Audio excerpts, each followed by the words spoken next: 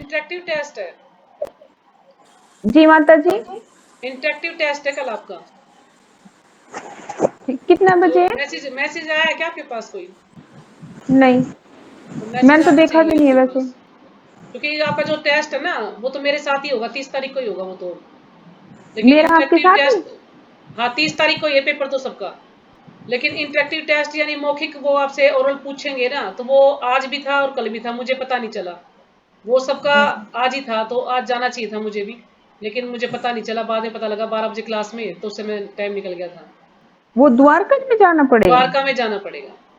तो आप पहले लोग जो जा मौखिक सकते लेंगे? हैं, जो अब नए भक्त है उनका है कल। हमारा तो कल हो चुका, हमारा जब दोबारा फोन आएगा जब देखेंगे। हरे कृष्णा माता जी। हाँ जी। मैं तो आज आपका नाम भूल ही नहीं गई मिला थी माता जी, क्लास मुझे है। लिस्ट में नाम नहीं मिला आपका। अब मेरा नाम तो नहीं था क्लास लेने में, आज मेरे दिमाग में नहीं रहा क्लास आएगी, और मैंने देखा भी था मैसेज। माता जी मैं भूल गई, मैं मैसेज नहीं डाल पाई, क्योंकि मैंने ना मैंने सोचा 12 बजे क्लास, और क्लास शुरू हो गई थी 11 बजे ही। तो हाँ मैंने भी यही तो लेट ही हुआ। मैं ज्वाइन किया था उसमें, भूल गई मेरे मैं। उसमें तो हमारा ग्यारह काम नहीं बजे था माता जी। 12 बजे का हाँ आपका ध्यान था काम नहीं माता था जी। उसमें। उसमें लेकिन कोई हमने करना पूछ चाहता तो कर सकता था, आप अपना नाम पूछने के लिए, नहीं, लेकिन हमने आप की नए थी भक्त है ज्वाइन, ना। फिर मैंने पूछा कि मेरा नाम है, कह रहा नहीं आप पहली बार फॉर्म भरा तो आप हाँ वैसे से लीव कर आपका जाओ। नहीं है, लेकिन जिसने पहले भर चुका था उनको अटेंड करनी थी सबको। अच्छा माता जी, अभी ये बताओ कि हम अब कैसे क्या करें, अब कैसे फार्म भरें, क्या माता करें? जी अब तो फार्म की डेट निकल गई है, अब तो 4 महीने बाद होगा जब भी फार्म भरा जाएगा। लेकिन मैंने भी शिवानी माता जी को मैसेज किया है, वो कह रही कि हाँ। आप इनका फोन नंबर मेरे पास भेजिए, तो वो देखती हूँ किसी लिस्ट में, अगर कोई दूसरी लिस्ट में नंबर हो तो आपका। अच्छा। तो कविता यादव माता जी आपका देखना ये वाला नंबर है क्या? मैंने शायद कविता न्यू के नाम से आपको ऐड किया था अपने ग्रुप में। जी हाँ। तो आपका इतना नंबर है क्या? 813038। हरे कृष्णा माता जी। नहीं माता जी, 8595 से है। अच्छा 8595 से है। अच्छा, हाँ जी। तो मुझे एक बार अपना नंबर लिखवाइए, हो सकता है मैंने फिर गलत नंबर कर लिया आपका। आप लिखवाएं अपना नंबर, फोन नंबर लिखवाएं मुझे। 8595 8595 81 81 97 97 24। 24। ठीक है माता जी, मैं अभी अपने बेटे को बोलती हूँ वो लिस्ट को चेक करेगा, क्या पता उसमें आपका फिर नंबर आ गया हो ये। हरे कृष्ण माता माता जी, जी ये ठीक है। मेरा आपने नंबर कविता, भेजोगे खाली आप? कविता लिखा है, यादव भी लिखा है बाद में? फॉर्म में क्या लिखा है, कविता कविता ही यादव लिख लिखा है? नहीं, कविता लिखा है माता जी। खाली कविता लिखा है ना, फिर तो 2-3 कविता है, शायद आपका खाली। नंबर पड़ जाएगा उसमें। यादव का मुझे कोई कविता यादव से नाम से कोई नाम ही नहीं दिखा। अब की बार माता जी उसमें ये लिख देना कविता खैरा, फिर गुम ना होए। अच्छा अच्छा ठीक है, तो मैं अपने जो फोन में ऐड करूंगी तो कविता खैरा के नाम से ऐड करती हूँ फिर। हरे कृष्ण माता माता जी, जी फिर फिर अब मेरा मेरे को क्या कैसे क्या करना है आप होगा? ये बताओ। आपको माता जी कल इंटरेक्टिव टेस्ट देना है वहां मंदिर में जाके। पहले मौखिक होगा फिर लिखित हुआ? हाँ जी, हमारा भी था, आज अच्छा, सभी को जाना था, लेकिन मुझे पता नहीं चला, हमें किसी को तो हम लोग गए नहीं। या अब नहीं फिर माता कल जी, किस पता नहीं टाइम, कब होगा। कल किस टाइम जाना है? टाइम मेरा 10 से 12 होगा, बाकी मेरे पास मैसेज आ जाएगा तो मैसेज डाल दूंगा मैं ग्रुप में। आज का था वैसे तो, अगर कल का माता जी मैसेज ये आएगा मौखिक तो टेस्ट नहीं देंगे तो क्या रिटर्न नहीं होगा? रिटर्न तो होगा माता जी, फिर वो बाद में अगर देना पड़ेगा मौखिक ओरल नहीं, हमको। बाद में देना पड़ेगा, हमारा जैसे नहीं हुआ ना। मौखिक अब देखते कब बुलाते हैं हम लोगों को। और रिटर्न ये ओरल में ना माता जी कुछ भी पूछ सकते हैं, शिक्षाष्टकम पूछेंगे आपसे कि चलो 2-3 शिक्षाष्टकम सुनाओ। उनका अर्थ भी पूछ सकते हैं कि आप अर्थ सुनाओ, तो आपको हिंदी भी याद करनी पड़ेगी, उसकी अर्थ भी याद करना पड़ेगा। 10 नाम अपराधी पूछेंगे। और ये महाप्रसाद गोविंद वाला मंत्र भी पूछ रहे हैं, भोग लगाने का मंत्र पूछ रहे हैं, प्रपाद प्रणाम मंत्र पूछ रहे हैं, और पंचतत्व मंत्र। तो ये आप सबको रटे होने चाहिए बिल्कुल, कहीं कहीं से कुछ भी पूछ सकते हैं। उसका अर्थ ही पूछ सकते हैं, या उसका संस्कृत भी पूछ सकते हैं, जैसे उनको ठीक लगेगा। तो कुछ नहीं कह सकती, तो इसलिए सबको रट के रट्टे मारने पड़ेंगे। वहां पे अच्छे से दे के आओ आप टेस्ट। तो माता जी हमारे 4 महीने बाद ही होगा, अब दोबारा फार्म निकलेगा तब? माता जी आपने अपना जो फॉर्म भरा है वो कैसे भरा है? कमलेश के नाम से भरा है कि कमलेश यादव के नाम से भरा है? माता जी ये तो नहीं पता कैसे भरा है, मैंने तो भरा नहीं। क्योंकि कमलेश यादव के नाम से मुझे कोई फॉर्म उसमें लिस्ट में कोई नाम नहीं दिखा आपका। तो कमलेश के नाम से है माता जी। माता जी चेक करना पड़ेगा मुझे। कमलेश नाम तो और किसी का शायद है ही नहीं, मेरा ही है। तो ठीक है, मैं अभी एक बार अपने बेटे से फिर दिखवाती हूँ लिस्ट है फोन में, तो चेक करके बताएगा फिर आपको। अगर आपका नाम होगा तो मैं मैसेज डाल दूंगी ग्रुप में, ठीक है। और कविता यादव माता जी का भी होगा तो मैं बता दूंगी उनका भी। ठीक लेकिन है अभी वो मैसेज डिलीट कर दे जो भेजा है तूने। ये नंबर है इनका, कविता यादव माता जी का। माता जी, फिर नहीं होगा तो फिर 4 महीने बाद होगा। हाँ जी, 4 महीने बाद होगा, बाई चांस माता जी नंबर नहीं पाया तो आपका। हो सकता है अभी अच्छा 1-2 लिस्ट और आनी, उसमें नाम आ जाए तो। मैंने शिवानी अच्छा माता जी को मैसेज करा है, तो वो कह रही कि आपका नंबर भेज दें, फोन नंबर भेज दें, तो उसके द्वारा वो देखेंगे कि आपका किसी दूसरी लिस्ट में नाम है। ठीक है माता जी, मेरे भी नंबर भेज देना फिर आप। हाँ, अगर नहीं होगा जैसे भी, तो मैं आपको मैसेज कर दूंगी, ग्रुप में हाँ डाल ठीक है दूंगी। धन्यवाद। तो ठीक है, 10 नाम अपराध कर रहे थे हम लोग। अब जितने लोग आए हैं तो उन्हीं को समझा देते हैं, सभी तो आए नहीं, अब क्या करेंगे।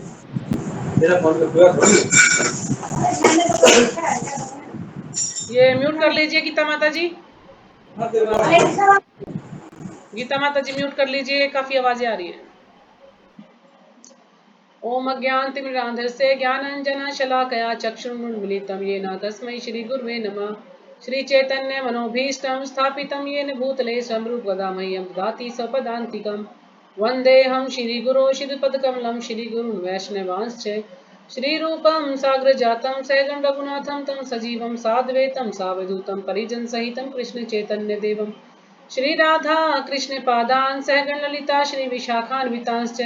हे कृष्णा करुणा सिंधु दीनबंधु जगतपते गोपेश गोपिका कांत राधा कांत नमस्तुते। तप्त कांचन गौरांगी राधे वृंदावनेश्वरी वृषभानुसुते देवी प्रणमामि हरिप्रिये। वाञ्छाकल्पतरुभ्यश्च कृपा सिन्धुभ्य एव च पतितानां पावनेभ्यो वैष्णवेभ्यो नमो नमः।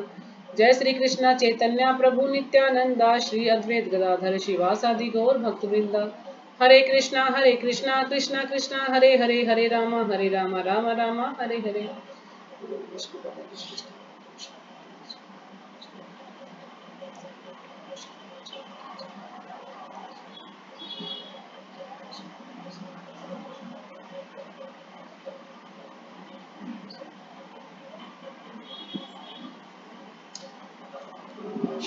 रमा माता जी, आपने दिया है टेस्ट?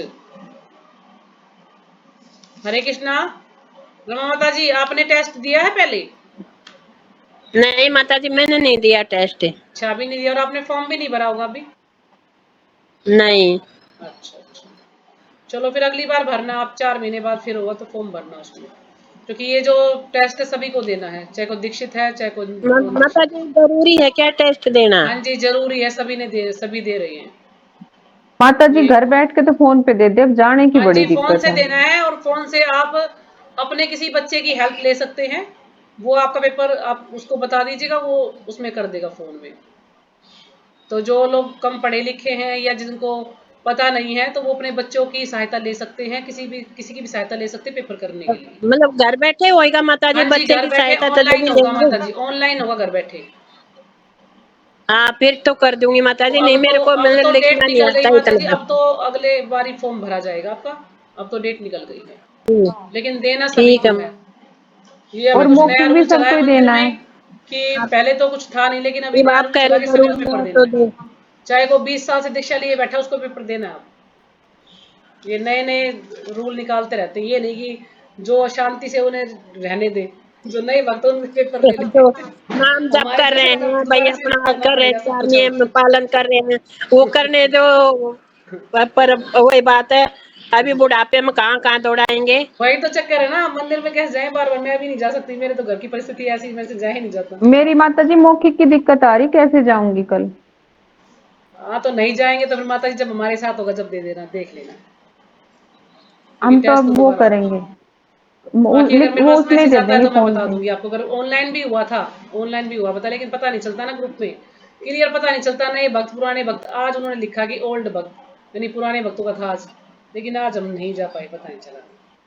चलो ठीक है, तो हमने 3 तक चर्चा की थी। पहला था कि भगवान नाम के प्रचार में संपूर्ण जीवन समर्पित करने वाले महाभागवतों की निंदा करना। ये क्या था? ये था वैष्णव अपराध, कि भक्तों की निंदा नहीं करनी चाहिए हमें। दूसरा था शिव ब्रह्मा आदि देवों के नाम को भगवान नाम के समान अथवा उनसे स्वतंत्र समझना। कि जो देवी देवता हैं उनको भगवान के नाम के समान समझना, उनके नाम को भी, तो ये भी गलत है। और उनको स्वतंत्र समझना कि वो भगवान से स्वतंत्र हैं, तो ये भी गलत है। तो सही नहीं है, मतलब हमें ना तो उनसे स्वतंत्र है देवी देवता, ना उनके समान है, वो उनके अधीन है। भगवान ने उनको कुछ शक्तियां दी हैं, उन्हीं के अनुसार वो कार्य करते हैं। तीसरा था गुरु की अवज्ञा करना तथा उन्हें साधारण मनुष्य समझना, कि जो गुरु ने जो भी हमें आदेश दिया है उसको ना मानना, जो भी नियम है उनको फॉलो ना करना, और उनको एक साधारण मनुष्य समझना कि जैसे हम लोग हैं साधारण, ऐसे ही गुरु भी हैं, तो ये भी एक अपराध है।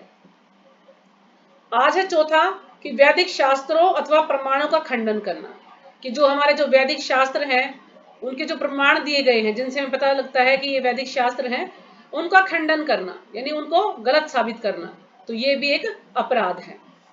तो उसके बारे में चर्चा करेंगे कि श्रुति शास्त्रों की निंदा करना, यानी जो भी ये शास्त्र हैं वैदिक शास्त्र, इनका खंडन करना या इनकी निंदा करना। तो जो वैदिक शास्त्र हैं, जो वेद हैं, हमारे वेद को किसने लिखा है? कहते हैं कि जो वेद हैं वो भगवान के श्वास से आए हैं।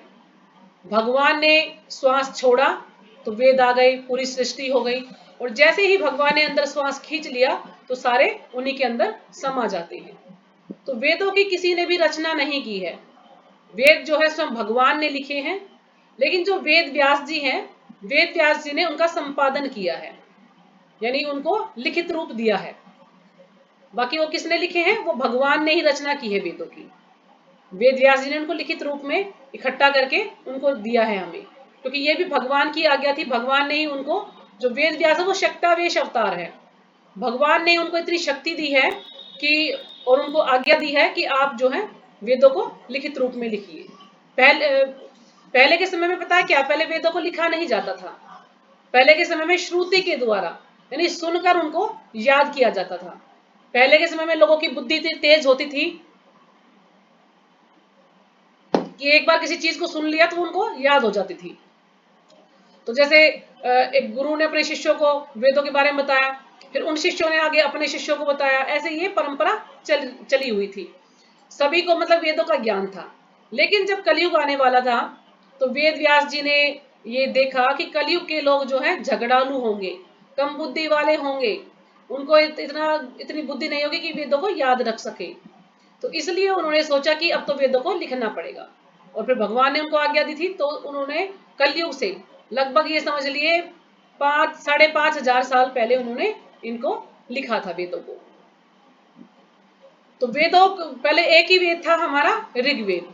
तो ऋग्वेद को 4 हिस्सों में वेद व्यास जी ने बांटा उनको, और उनके जो 4 शिष्य थे उनके पैल, जैमिनी, वैशंपायन और सुमंतु, ये 4 शिष्य थे वेद व्यास जी के।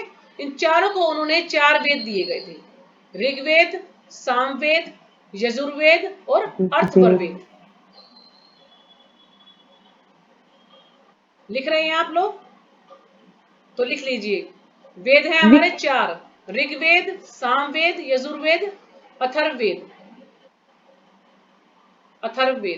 ये 4 वेद हैं तीसरा हमारे। माता जी? ऋग्वेद, सामवेद, यजुर्वेद और उसके बाद है अथर्ववेद।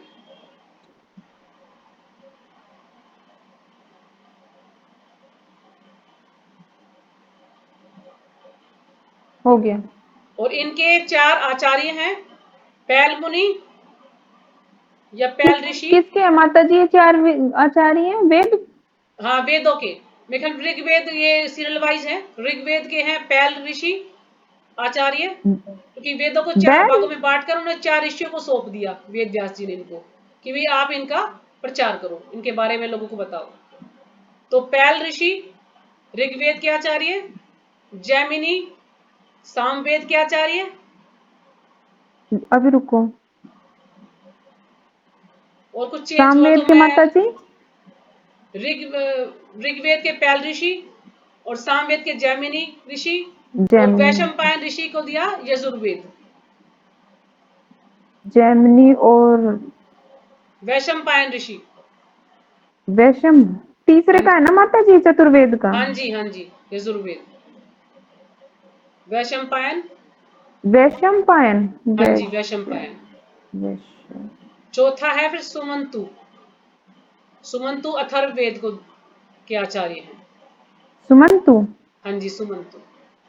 ये मैंने गूगल से देखा है माता जी, बाकी मैं ना इनका नाम मुझे पहले याद था लेकिन अभी मुझे कहीं मिला नहीं, तो और अच्छे से बता दूंगी। अभी मैंने गूगल से निकाला इसको, तो उसमें ये 4 ऋषियों के नाम दिए गए हैं। जी पहले हो गया वेद का माता क्या जी। नाम है? पहले वेद का नाम ऋग्वेद। पैल ऋषि इसके ऋग आचार्य हैं। ऋग्वेद ऋग। हाँ जी, ऋग्वेद आचार्य हैं पैल ऋषि। आचार्य है। दूसरा है जैमिनी ऋषि, सामवेद के आचार्य।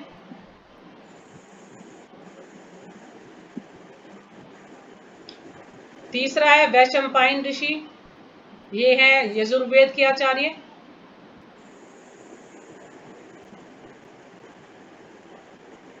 चौथा चौथा है माताजी सुमंतु। सुमंतु है अथर्ववेद, अथर्ववेद के आचार्य हैं सुमंतु।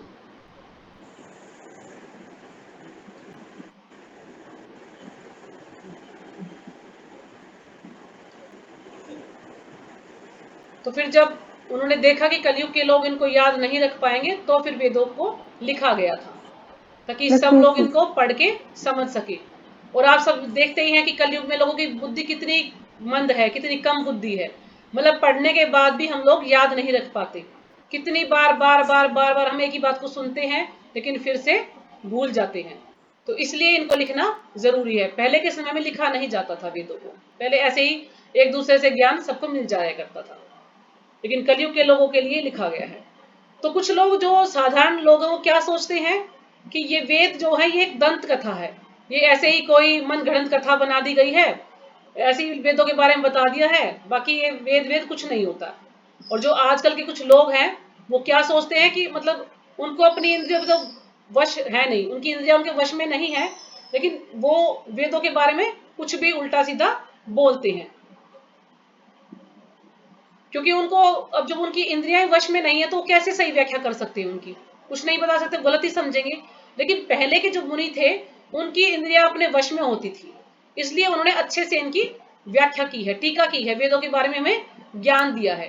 लेकिन जो आजकल के मुनि हैं उनको बिल्कुल भी ज्ञान नहीं है, वो सिर्फ अपनी बड़ाई के लिए कि मेरी प्रशंसा हो, ऐसे मतलब उस पर ऐसी इस प्रकार की टीका करते हैं।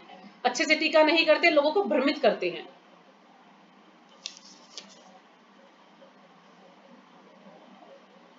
तो जैसे प्रभुपाद जी उदाहरण देते हैं कि पहले के मुनियों का मन वश में होता था, इसलिए वो अच्छे से व्याख्या करते थे, रचना की उन्होंने। तो लेकिन फिर वो उदाहरण देते हैं, गाय का जो विष्ठा है वो शुद्ध माना जाता है, भगवान का अभिषेक किया जाता है उससे। लेकिन विष्ठा वैसे तामसिक होता है, लेकिन जो गाय का विष्ठा उसको शुद्ध माना जाता है क्योंकि उससे भगवान का अभिषेक किया जाता है। क्योंकि गाय जो है भगवान को बहुत पसंद है, भगवान को प्रिय है गाय।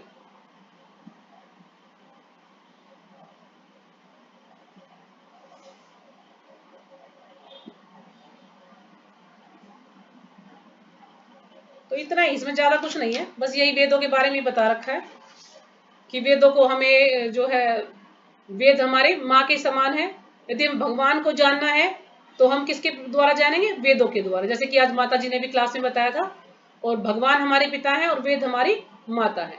अगर हमें पिता के बारे में जानना है तो हमें फिर वेद शास्त्रों को पढ़ना पड़ेगा, क्योंकि वेद शास्त्रों में ही बताया गया भगवान के बारे में पूर्ण ज्ञान है कि जो भगवान का जो कृष्ण नाम है, वेदों में बताया कि सबसे पहले भगवान का नाम कृष्ण ही है।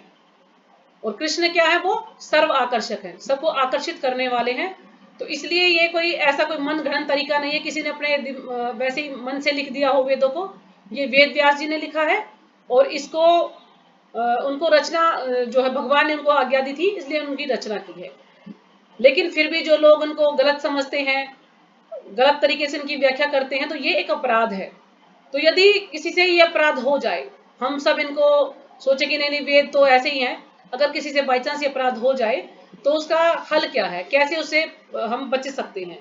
तो उसके लिए पहले तो हमें पश्चाताप करना चाहिए कि हाँ भाई वास्तव में मेरे से ये गलती हो गई है तो बिल्कुल सच्चे मन से पश्चाताप करना चाहिए। ये नहीं कि बस दिखावटी ऐसे दिखा दिया कि हाँ मेरे से गलती हो गई, नहीं नहीं।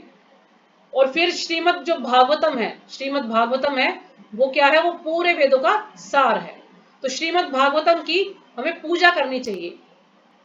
क्या होता है कि जब हम श्रीमद् भागवतम को घर पर लेकर आते हैं तो जैसे भगवान की हम आरती पूजा करते हैं, ऐसे ही हमें श्रीमद् भागवतम की आरती करनी चाहिए। उनको आरती करनी चाहिए, पुष्प चढ़ाने चाहिए, उनको भोग लगाना चाहिए, फल उनको अर्पित करने चाहिए, और उसके बाद हमें श्रीमद् भागवत को पढ़ना चाहिए। तो ऐसा यदि हम करते हैं तो फिर हम इस अपराध से बच सकते हैं। तो इसमें और ज्यादा कुछ नहीं है, यही है बस इसमें। अगला है अगला है हरे कृष्ण महामंत्र के जप की महिमा को काल्पनिक समझना। 5वां है हरे कृष्ण महामंत्र के जप को की महिमा को काल्पनिक समझना। काल्पनिक यानी ये तो ऐसे ही कोई किसी ने बढ़ा चढ़ाकर इसको बता दिया है ना, ये तो उसको कम महत्व देना कि तो ऐसे ही है, ये तो काल्पनिक है, ये वास्तविक नहीं है, काल्पनिक है, ये ऐसे किसी ने इसको बढ़ा चढ़ाकर लिख दिया है ताकि लोग इससे आकर्षित हो जाएंगे। तो ऐसा जो बिल्कुल नास्तिक लोग हैं वो ऐसा सोच सकते हैं कि ये तो काल्पनिक है और इसको किसी भगवान के बारे में कुछ नहीं है, तो ऐसे ही मतलब भगवान तो एक व्यक्ति है और ऐसे ही उनको मतलब लोगों को आकर्षित करने के लिए बढ़ा चढ़ाकर उसकी महिमा कर दी गई है, उसके महिमा के बारे में ज्ञान दिया गया है ताकि लोग इससे आकर्षित हो जाएं। बाकी ऐसा कुछ है नहीं। तो ये भी एक अपराध है कि हम भगवान का नाम लेते हैं और उस पर विश्वास भी नहीं करते, उसको सोचते हैं। तो जैसे हम कोई भी कहानियां पढ़ते हैं, जैसे नावल वगैरह पढ़ते हैं तो उसमें सब काल्पनिक कथाएं होती हैं, फिल्में देखते उसमें भी काल्पनिक कथाएं होती हैं, रियल तो कथा नहीं होती ना कुछ भी। तो ऐसे ही जो है भगवान की जो महिमा ये भी काल्पनिक है, ये रियलिटी इसमें कुछ भी नहीं है। मतलब ऐसा सोचना उसको, बस भाई भक्ति से कोई भी लोग इससे आकर्षित हो जाएंगे और फिर भगवान का नाम लेने लग जाएंगे, तो ऐसा वो सोचते हैं। लेकिन ऐसा नहीं है। कहते कि जो भगवान का नाम है वो इतना पावरफुल है, इतना पावरफुल, यदि हम एक बार भी भगवान का नाम लेते हैं, बिल्कुल सच्चे मन से भगवान का शुद्ध नाम लेते हैं, तो 14 भुवनों में, जो 14 भुवनों में इतने पाप, जो 14 भुवनों में हम जो पाप करते हैं, इतने पाप हम कर भी नहीं सकते जितना कि एक नाम लेने से हमारे सारे माफ कर दिए जाते हैं। यानी एक नाम का इतना महत्व है, यदि हम एक बार भगवान का नाम लेते हैं तो इतने पाप हमारे क्षमा कर दिए जाएंगे जितने हम 14 भुवनों में यानी 14 लोकों में जाने के बाद भी हम इतने पाप कोई कर नहीं सकता, और इतने हमारे माफ कर दिए जाएंगे एक बार भगवान का शुद्ध नाम लेने से। तो कितनी महिमा है भगवान के नाम की, और हम सोचते हैं कि नहीं नहीं भगवान का नाम तो ऐसे ही है। मतलब लोग क्या सोचते हैं, ये जैसे कि भौतिक संसार के जो लोग हैं, मान लीजिए कोई सांप है, तो सांप किसी को काट लेता है तो उनके पास कुछ मंत्र होता है ना कि वो सांप को वापस बुला लेते हैं, फिर वो अपना जहर निकाल देते हैं तो आदमी बच जाता है। तो वो ऐसे ही सोचते हैं कि जैसे कि भौतिक संसार के लोग कोई मंत्र विद्या होती है तो सांप को अपने वश में कर लेते हैं या किसी और जीव को अपने वश में कर लेते हैं। तो वो सोचते हैं कि जो ये भगवान के नाम की जप की जो महिमा है, ये भी इसी तरह से कोई मंत्र है, ये ऐसे कोई मंत्र है, भौतिक संसार की तरह से उसको समझते हैं। उसको ये नहीं समझते कि भगवान के नामों का जप है, जो भगवान में जो शक्तियां वो इस नाम में भी है। भगवान के नाम में और भगवान में कोई भी अंतर नहीं है, दोनों सेम है। क्योंकि भगवान का नाम, जो कार्य भगवान करते हैं भगवान का नाम भी करता है, तो यानी दोनों में कोई भी अंतर नहीं है।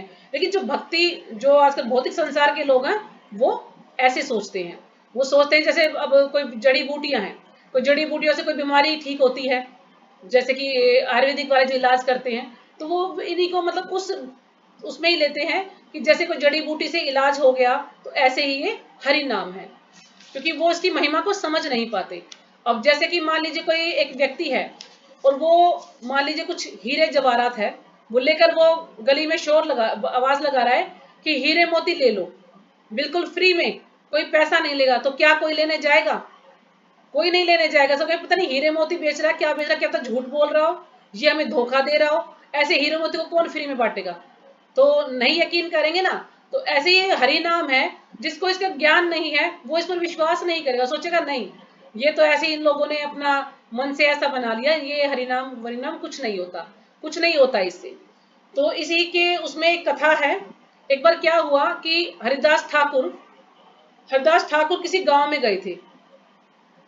तो हरिदास ठाकुर तो प्रचार करते थे सब जगह। तो वहीं पर एक थे हिरण्य और गोवर्धन मजूमदार। तो जो हिरण्य है ये हैं रघुनाथ दास गोस्वामी के पिताजी हैं, और गोवर्धन उनके कोई दोस्त हैं उनके पिताजी के। तो मजूमदार यानी खजांची, वो खजांची थे।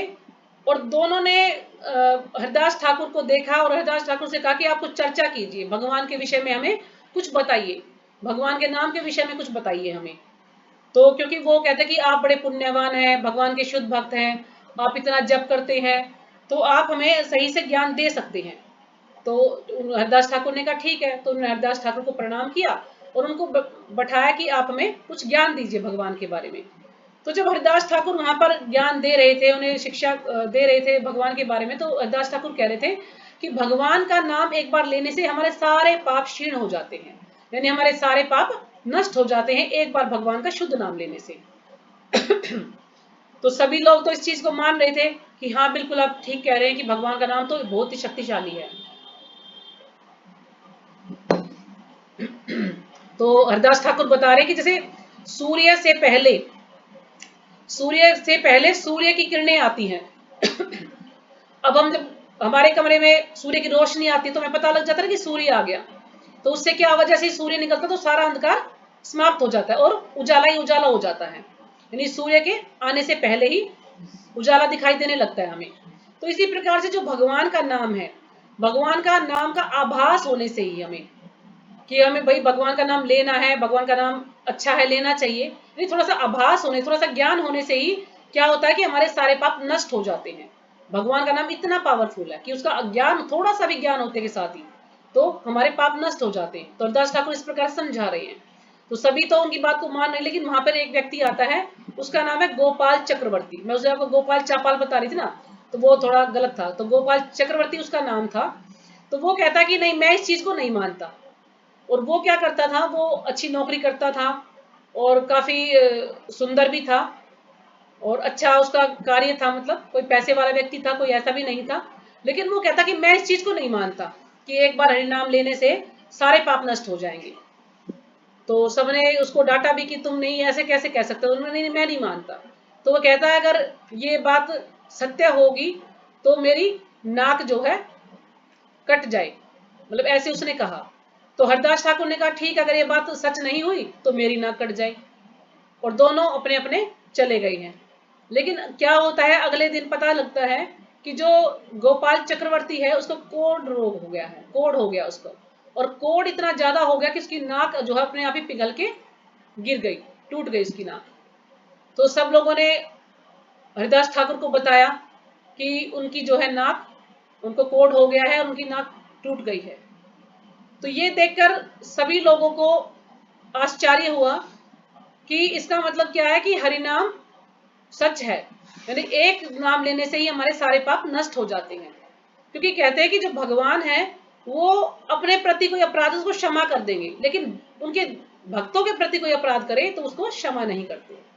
और जब हम नाम के प्रति अपराध करते हैं तो फिर उससे हमें कोई भी छुट्टी नहीं मिलती कि हम नाम अपराध किया तो हमें कुछ से कुछ सजा कम मिलेगी। तो सजा तो हमें मिलेगी, और जो भी हमने अपराध किया तो उसकी सजा हमें भुगतनी पड़ेगी। जैसे कि उसने, गोपाल चक्रवर्ती ने अपराध किया था हरिनाम के प्रति कि जो जप है, नहीं नहीं मैं नहीं मानता कि हरिनाम इतना, जो एक शुद्ध नाम लेने से सारे पाप नष्ट हो जाएंगे। एक तो उसने हरिनाम के प्रति अपराध किया, दूसरा जो भगवान के जो शुद्ध भक्त उसको एक ज्ञान दे रहे हैं उसके प्रति अपराध किया कि नहीं मैं इस चीज को नहीं मानता। तो इसलिए भगवान ने देखा कि इसने अपराध किया तो उसको कुष्ठ रोग हो गया और उसको फिर उसकी नाक पिघल के गिर गई। तो यदि हमसे ऐसा कोई अपराध हो जाए, अगर हम भी कभी ऐसा कोई अपराध कर दें, तो उससे बचने का उपाय क्या है? पहले तो वही, हमें पश्चाताप करना चाहिए, अपनी गलती को स्वीकार करना चाहिए, आंखों में आंसू लेकर अपनी गलती को स्वीकार करना चाहिए कि हाँ वास्तव में मेरे से ये अपराध हुआ है। और फिर उसको बच कैसे सकते हैं कि हमें किसी वैष्णव के पास जाकर कृष्ण के बारे में सुनना चाहिए, किसी वैष्णव भक्त से या गुरु महाराज से जाकर भगवान के बारे में हमें कथा सुननी चाहिए, उनकी महिमा के बारे में सुनना चाहिए और उनको दंडवत प्रणाम करना चाहिए तब यदि हम ऐसा करते हैं तो हम इस अपराध से मुक्त हो सकते हैं। तो ये है यानी हरिनाम की महिमा को काल्पनिक समझना, यानी इसको बढ़ा चढ़ाकर शास्त्रों में बताया गया इस चीज पर बल देना कि ये तो शास्त्र में ऐसे बढ़ा चढ़ाकर इसको बताया गया है, ये वास्तविक नहीं है, ये सच नहीं है, उस पर संदेह करना। ठीक है, तो अगला है अर्थवाद का आरोप करना। अगला इसमें है पवित्र भगवान नाम में अर्थवाद का आरोप करना। अर्थवाद का आरोप करने का अर्थ क्या है कि उसको अपने ढंग से उसकी व्याख्या करना। जो भगवान का जो नाम है उसका अपने ढंग से व्याख्या करना, गलत तरीके से व्याख्या करना, अपने मन गढ़ंत तरीके से उसकी व्याख्या करना। तो ये है पवित्र भगवान नाम में अर्थवाद का आरोप करना। तो इसमें क्या है कि जो भगवान के जो पवित्र नाम के विषय में चर्चा करते हैं, भगवान के नाम के प्रति अपराध करते हैं, यदि हम भगवान के नाम के प्रति अपराध करेंगे, यदि इनमें से हम कोई भी अपराध करते हैं तो उससे क्या होगा कि हमारे भक्ति जीवन में अड़चने ज्यादा आएंगी, हमारी भक्ति जो है अच्छे से नहीं चलेगी, कुछ ना कुछ समस्याएं हमारे जीवन में आती रहेंगी, हम अच्छे से भक्ति नहीं कर पाएंगे यदि हमने कोई भी इन 10 अपराधों में से कोई भी अपराध किया है तो इसलिए हमें इस चीज से सावधान रहना चाहिए कि हमसे कोई भी अपराध ना हो।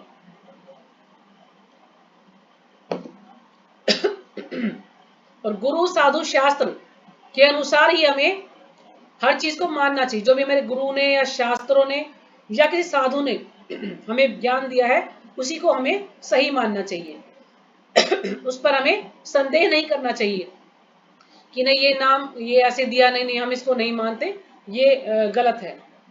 तो यदि हम ऐसा करते हैं तो फिर हम अपराध लगेगा हमें। और हमारे अंदर जो भी बुराई है वो कैसे दूर होंगी, जब हम भगवान का नाम लेते हैं। यदि हम भगवान का नाम लेंगे तो हमारा हृदय शुद्ध हो जाएगा, हमारे अंदर जितनी भी बुराई है वो सब समाप्त हो जाएगी। जैसे कि अब उदाहरण है, मान लीजिए जो भगवान का नाम है कृष्ण, भगवान का नाम कृष्ण है और उसका अर्थ क्या है, सर्व आकर्षक। तो ये शास्त्रों में हमें दिया गया है कि भगवान का नाम कृष्ण है और उसका अर्थ है सर्वाकर्षक। सर्वाकर्षक यानी सबको आकर्षित करने वाले। भगवान कृष्ण सबको आकर्षित करते हैं, लेकिन हम उसका कोई गलत अर्थ लगाएं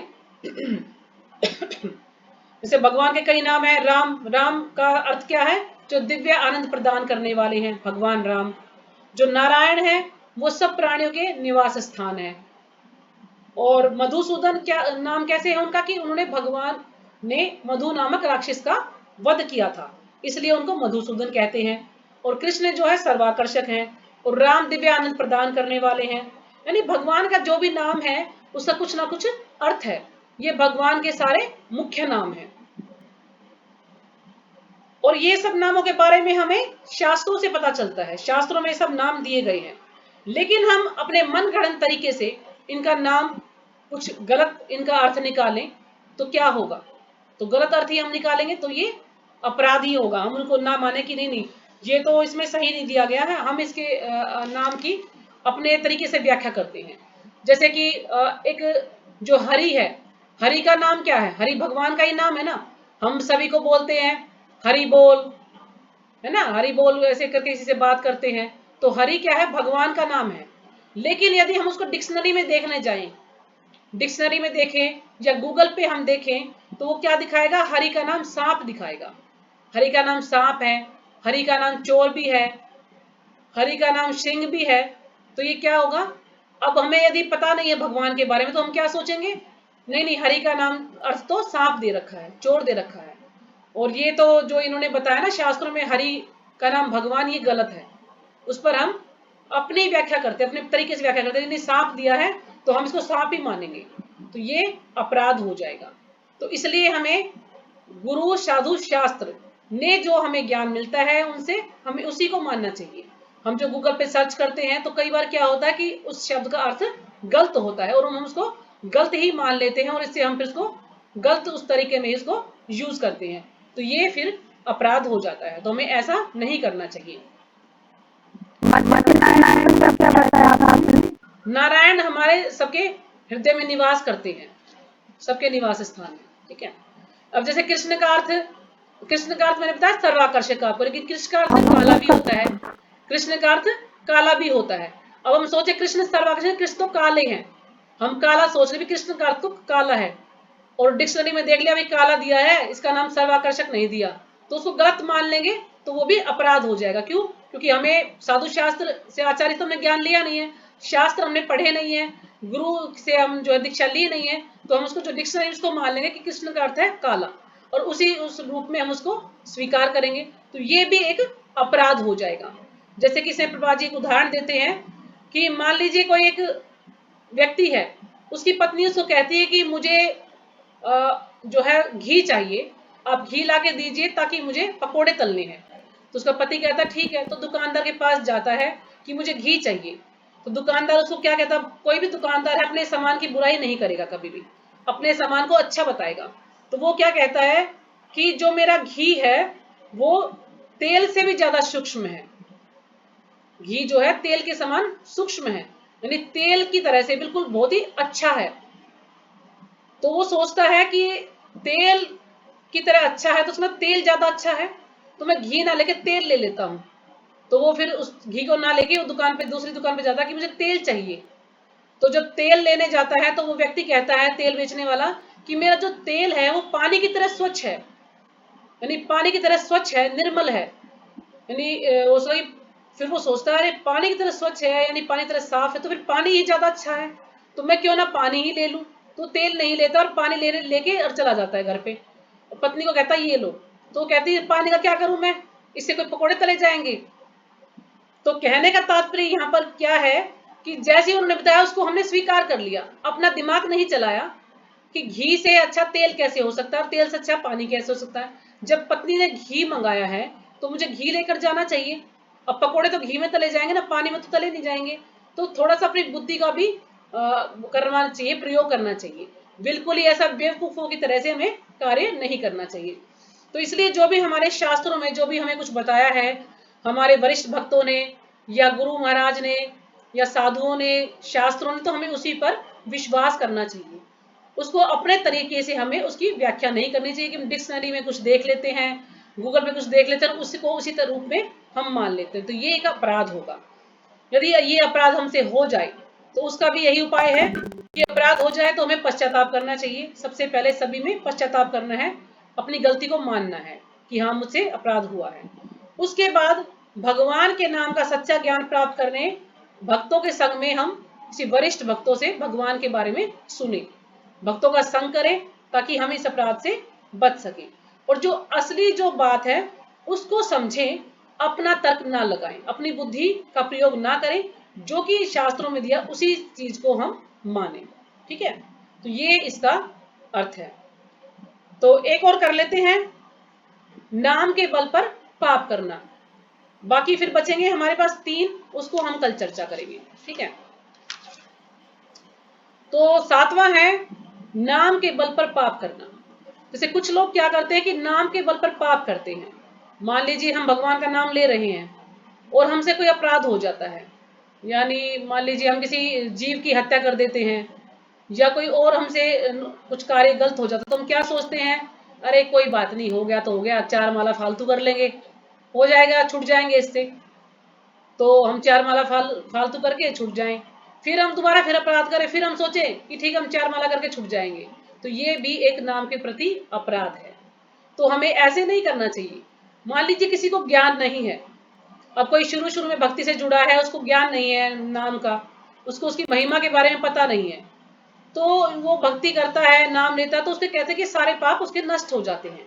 लेकिन कोई जान पूछ के ये सोच के अपराध करता है कि कोई बात नहीं, 4 माला फालतू कर लूंगा, ये मैं जो है अपराध हो गया तो क्या हुआ, फिर से अपराध करता, तो ये भी नाम के प्रति अपराध है।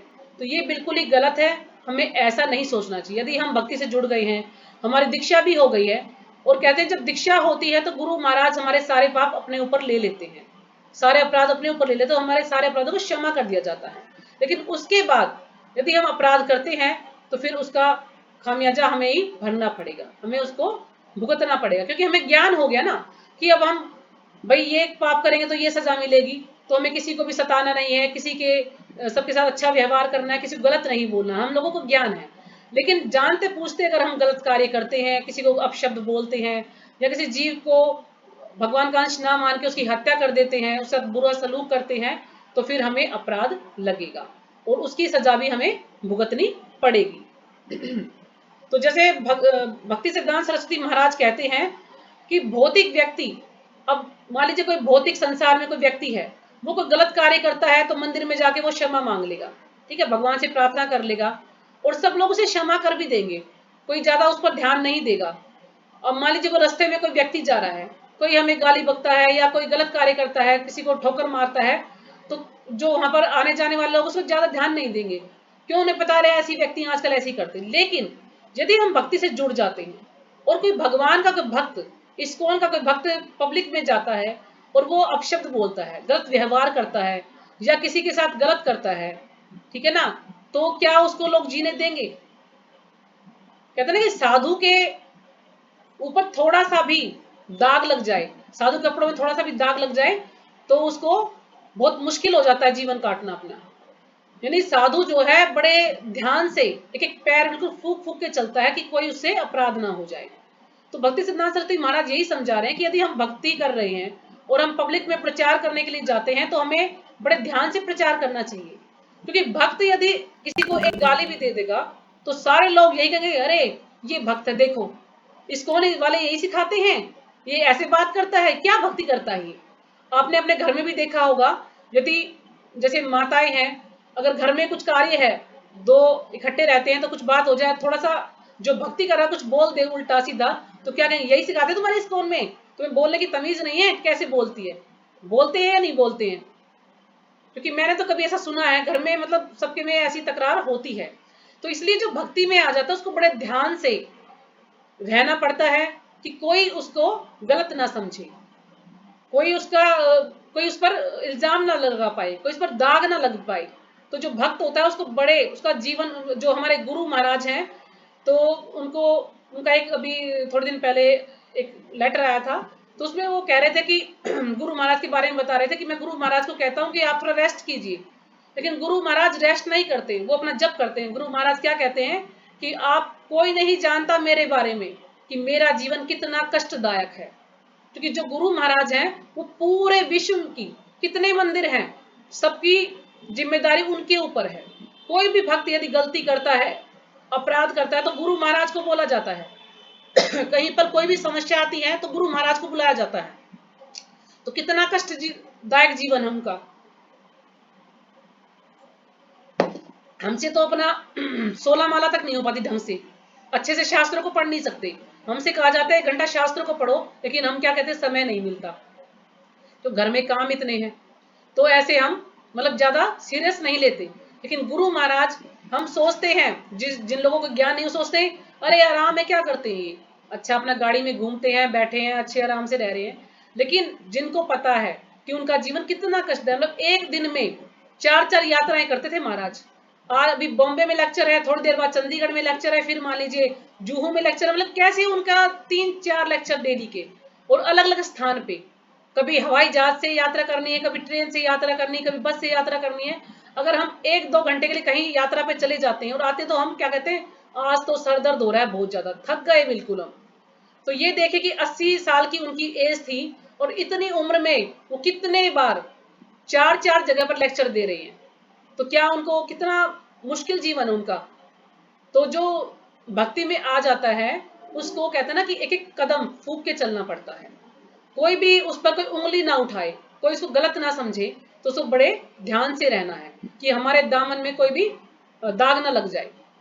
तो उसको बड़े अच्छे से उसको जीवन बिताना पड़ता है। तो ये भक्ति सिद्धांत सरस्वती हमें यही समझा रहे हैं, भक्तों को वार्निंग दे रहे हैं कि भक्तों को कैसे रहना चाहिए, उनको कोई भी ऐसा कार्य नहीं करना चाहिए जिससे लोग उन्हें कुछ कहें। और क्या होता है कि जो भक्त, जो ये नाम के बल पर पाप करना है, इसमें क्या है कि कुछ लोग नाम का सहारा लेकर, अब मान लीजिए कोरोना आया था कोरोना आया था तो हम सोचे कि भी कोरोना को भगाना है, तो हम भगवान का नाम लेते हैं और ये कोरोना चला जाएगा, तो ये भी एक अपराध है। जैसे कि प्रपात जी के समय में, प्रपात जी बता रहे हैं कि जब छोटे से थे प्रपात जी, 2-3 साल के होंगे, तो वो कह रहे हैं कि हमारे गांव में प्लेग फैल गया था। जब प्रपात जी कलकत्ता में रहते थे, वहां पर प्लेग फैल गया था, तो जो कुछ उस समय के जो साधु थे, तो उन्होंने क्या किया कि हरिनाम संकीर्तन निकाला कि प्लेग से बचने के लिए, इस महामारी से बचने के लिए। तो प्रभुपाद जी बता रहे हैं कि मैं उस समय इतना छोटा था कि मुझे सर ही सर दिख रहे थे, मुझे मतलब उनके पैर पैर दिख रहे थे, मैं अच्छे से देख नहीं पा रहा था लोगों को। तो उन्होंने ऐसा किया था प्लेग से बचने के लिए, और फिर प्लेग की बीमारी से राहत मिल गई थी। बैठे लोग, तो प्लेग की बीमारी से राहत मिल गई थी। तो इसको भी गलत बताया गया है कि ऐसे हमें किसी बीमारी के लिए नाम का सहारा नहीं लेना चाहिए कि हम उसके लिए हरिनाम किया ताकि बीमारी से हमें छुटकारा मिल जाए, तो नहीं। अब हम हरिनाम करते हैं, हम ये सोचें कि हमारे जीवन में जो भी समस्याएं हैं, हम हरिनाम इसलिए कर रहे हैं कि हमारे जीवन में जो भी समस्याएं हैं उनका अंत हो जाए, बस मुझे कोई भी कष्ट ना हो, मुझे कोई भी दुख ना मिले, मैं ठीक रहूं। तो ये भी एक अपराध है। हमें भगवान से ऐसा कुछ नहीं मांगना चाहिए। हाँ, अगर हम हरिनाम कर रहे हैं तो भाई इतना है कि हम भगवान से ये प्रार्थना अवश्य कर सकते हैं कि आप हमारा स्वास्थ्य, हम पर कृपा कीजिए कि हमारा स्वास्थ्य ठीक रहे। अगर हमारा स्वास्थ्य ठीक होगा, हम तो और अच्छे से आपका नाम जप कर पाएंगे, आपकी और अच्छे से सेवा कर पाएंगे। तो इसलिए हम बस यही चाहते हैं कि हमारा स्वास्थ्य ठीक रहे, बस बाकी हमें भगवान से और कुछ भी नहीं मांगना चाहिए। तो यदि अगर हमसे ये अपराध हो जाता है, अगर हमसे ये अपराध हो जाता है तो हमें क्या करना चाहिए? जैसे कि एक उदाहरण और है इसमें, जैसे प्रभुपाद जी इसमें एक उदाहरण और है कि मान लीजिए हरि का नाम शेर भी है, ठीक है ना, मैंने आपको बताया हरि का नाम शेर भी है और हरि भगवान भी है। तो जो शेर है, अब शेर को हम ये कहें कि आप चूहे को पकड़ के लाइए, तो क्या ये कार्य सही होगा? अब वो जंगल का राजा है, शेर है, उसको छोटा सा कार्य दे भी चूहे को पकड़ के लाओ, तो ये गलत होगा। तो जो भगवान है, हम भगवान से प्रार्थना करें कि जो बीमारी आ गई है या हमारे जीवन में जो कष्ट आ गया आप इनको भगा दीजिए, तो ये गलत होगा। इसलिए शेर की तुलना की गई है कि चूहे को पकड़ के लाए। तो यदि हमसे ये अपराध हो जाता तो हमें क्या करना चाहिए? शुद्ध वैष्णव भक्तों का संग करें और अपनी शुद्धि करें, मतलब शुद्ध वैष्णव भक्तों का संग करें अपने आप को शुद्ध करने के लिए, और जो गुरु महाराज हैं उनका संग करें।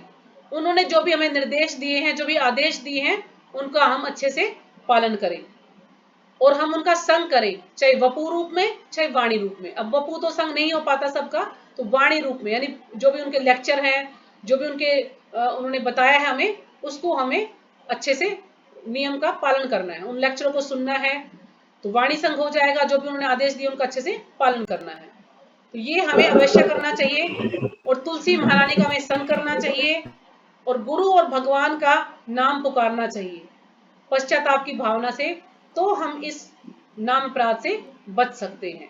तो ये उसका उपाय है। हरे कृष्ण माता जी, वपू का क्या मतलब होता है? हाँ जी, वपू का क्या मतलब होता है? वपू का मतलब है व्यक्तिगत संग, यानी हम उनका संग कर सके। जैसे महाराज आए हैं मंदिर में तो हम जाएं, आमने सामने का संग कर पाए, तो ये वपू संग यानी व्यक्तिगत संग, उनका निजी संग।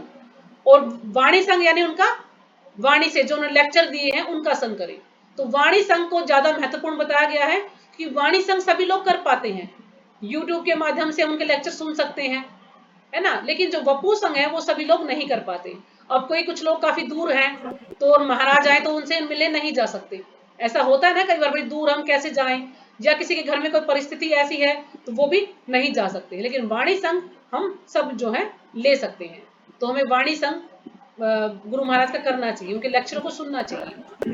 तो ये है वाणी ये संग। वपू माता जी शिक्षाष्टकम में भी आता है ना, तब हाँ, कुछ है। वपू संग का यही है कि उनका व्यक्तिगत, जैसे अब हम एक दूसरे का वपू संग ले आमने सामने, जैसे हम लेक्चर में जाते हैं एक दूसरे भक्त में मिलते हैं, तो ये उनका वपू संग हो जाएगा, यानी व्यक्तिगत उनका निजी संग हमें मिल जाए। और वाणी संग यदि हम उनकी आवाज, यानी उनके जो द्वारा जो भी शिक्षाएं दी गई हैं, जो भी लेक्चर दिए गए उनको सुने, तो वो वाणी संग। तो इसलिए वाणी संग को ज्यादा महत्व दिया गया है, क्योंकि वाणी संग सभी कर सकते हैं और वपू संग सबके बस की बात नहीं है, क्योंकि नहीं जाया जा सकता। जैसे मैं तो बहुत कम ही जा पाती हूँ मंदिर में, कुछ ना कुछ परिस्थिति ऐसी होती है घर में कि हम लोग नहीं जा पाते, कभी कभार ही मंदिर जा पाते हैं। तो इसलिए हमें वाणी संग पे ज्यादा ध्यान देना चाहिए। हम लेक्चर सुन सकते हैं, जो भी उन्होंने नियम दिए हैं, जो बुक्स वगैरह लिखी हैं, हम उनको पढ़ सकते हैं। अब जो प्रभुपाद जी है नहीं, लेकिन प्रभुपाद जी का संग हमें मिल रहा है। प्रभुपाद जी ये नहीं कि प्रभुपाद जी चले गए तो प्रभुपाद जी है नहीं, प्रभुपाद जी अपने किताबों के माध्यम से हमारे साथ हैं। और जो ये प्रभुपाद जी ने जितनी भी बुक्स वगैरह लिखी, ये भी एक प्रकार से वेद ही है, क्योंकि उन्होंने वेद को ही छोटे छोटे बुक्स में, जैसे मान लो भगवद गीता है तो उसको कितने छोटे छोटे बुक्स में उसको दिया है, क्योंकि कोई बड़ी बुक ना पढ़े तो छोटी पुस्तक पढ़ ले, तो थोड़ी थोड़े शब्दों में उसको लिखा है। तो ये एक प्रकार से ये भी वेद ही है। और जो ये प्रभुपाद जी का वाणी संगी है, अगर हम उनकी पुस्तकों को हम पढ़ते हैं तो, और उनके लेक्चर भी हैं यूट्यूब पे, अगर उनको लेक्चर को भी सुनते हैं तो वाणी संग होता है प्रभुपाद जी का, यानी वो अपनी वाणी के द्वारा, अपनी पुस्तकों के द्वारा हमेशा वो जो है जिंदा रहेंगे, वो कभी मर नहीं सकते, कभी जा नहीं सकते। तो इसलिए हमें उनका संग करना चाहिए। तो ठीक है माता जी, ये कुछ समझ में आया थोड़ा बहुत आपको? अगर कुछ समझ नहीं आया तो आप मुझसे कल फिर से पूछ सकते हैं, क्योंकि जितना मुझे समझ आया मैंने आपको प्रयास किया समझाने का।